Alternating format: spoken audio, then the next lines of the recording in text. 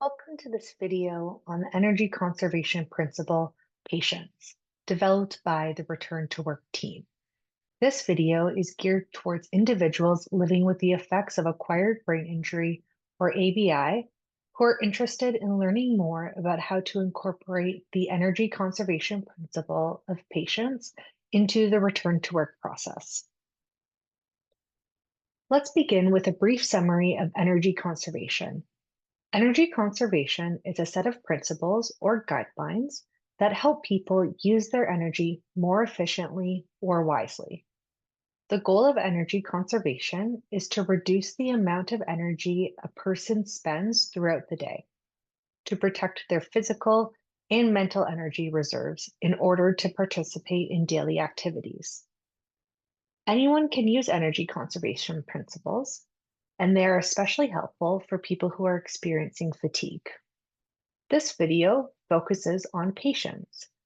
Planning, prioritizing, pacing, and positioning are the other four principles.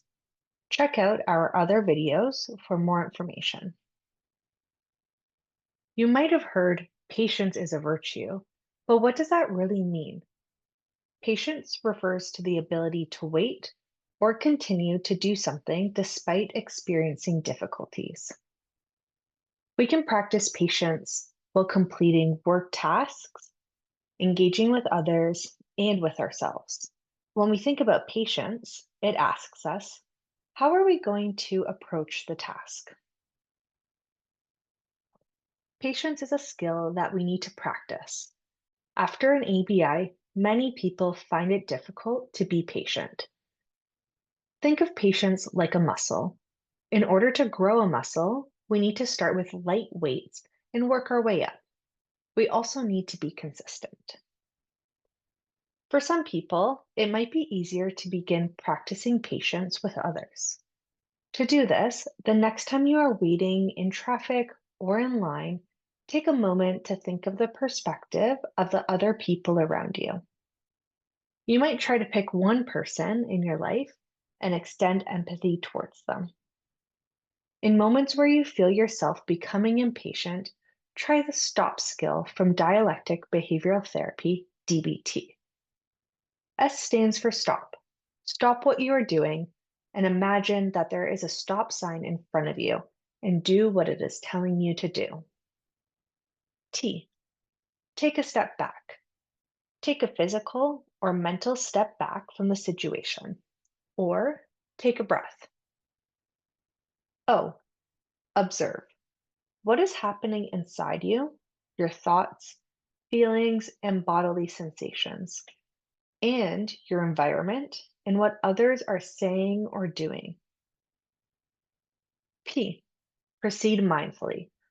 Once you have taken the time to think about the most helpful way to respond, make that choice and move on. For other people, it might be helpful to consider ways to practice patience with ourselves. It can be frustrating when an ABI symptom impacts our ability or our process to complete work tasks. A way to practice patience with ourselves is by practicing self-compassion. Self-compassion refers to our ability to extend the empathy and understanding that we often give others inwards towards ourselves. Supported by research, self-compassion helps us achieve our goals more effectively than self-criticism. There are three main components of self-compassion: mindfulness, common humanity, and self-kindness. Mindfulness, rather than over-identification, involves holding thoughts and feelings with balanced, non-judgmental awareness rather than ignoring them or being consumed by them. Common humanity, rather than isolation, is the recognition that suffering, failure, and imperfection is part of the shared human experience, rather than feeling isolated and that you are the only person struggling. Self-kindness, rather than self-judgment, is being gentle and understanding with yourself. There are many exercises to practice self-compassion.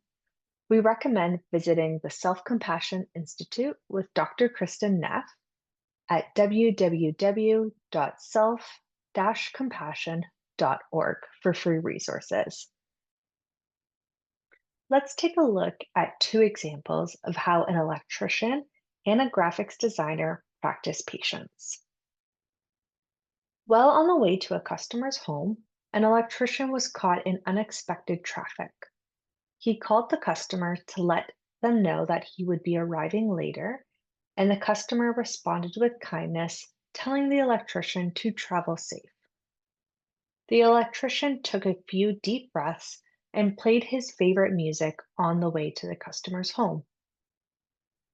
When the electrician arrived at the home, he began to go through his diagnostic process, which involved asking the customer several questions. While the electrician was asking the questions, the customer's child interrupted them, and the electrician noticed that he was starting to become irritable and impatient. The electrician practiced the stop strategy and worked with the customer to get all of the relevant information needed to complete the job. A graphic designer is working on a complex assignment that is due in a few days. She notices that she is taking longer than before the concussion to complete some of the tasks. She also notices that she's becoming frustrated with herself and criticizing herself for not being able to work in the same way as before the injury. The graphic designer pauses and decides to visit www.self-compassion.org and practices a self-compassion break. Afterwards, she finds that she is more kind to herself and is better able to approach the assignment. We hope that this video has given you a better understanding of the energy conservation principle of patience. Support is available. Contact OBIA today to see what programs and services are available to you. Contact the helpline by calling 1-800-263-5404 or email support@obia.on.ca.